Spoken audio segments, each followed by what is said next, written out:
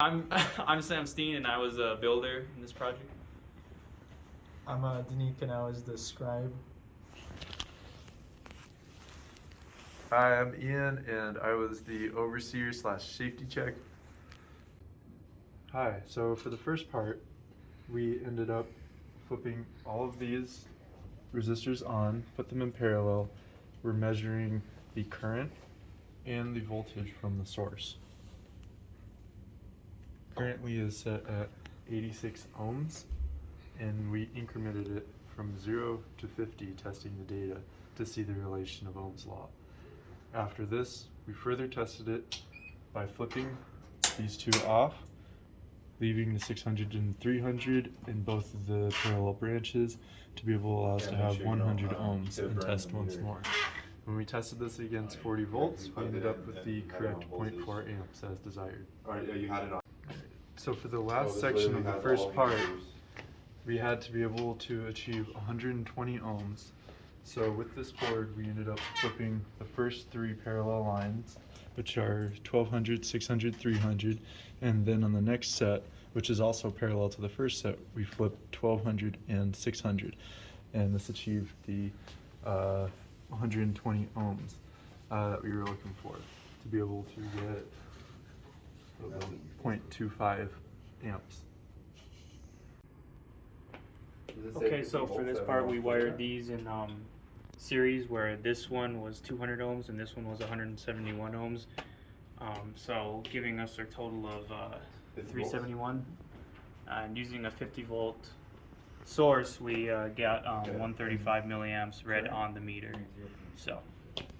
Alright. That's fine too. Okay, so here is our configuration for setting up this circuit right here. I just need to know who it is. Yeah. We have 171 ohms in parallel to 171 ohms and 200 ohms in series, which gives us a resistor equivalent of 117 ohms. And this is our circuit right here. And when we ran the ammeter, we got 379 milliamps, which gives us about 131 ohms when we do our calculations. So this was the correct setup. Alright, for this part, we set two resistors in series, one being 171, one being 200, and we measured the voltage across each set, and we also measured the source current. This was so that we could verify each one of the power relations, such as P equals VI or R squared, V squared over R, or I squared R. And each of those did turn out to be as we expected. Alright, so here's our next circuit where we wired up 171 ohms and 200 ohms in parallel, and we calculated the power, which came out to be the total power came out to be 27.1 watts, and the current came out to 0.538 amps.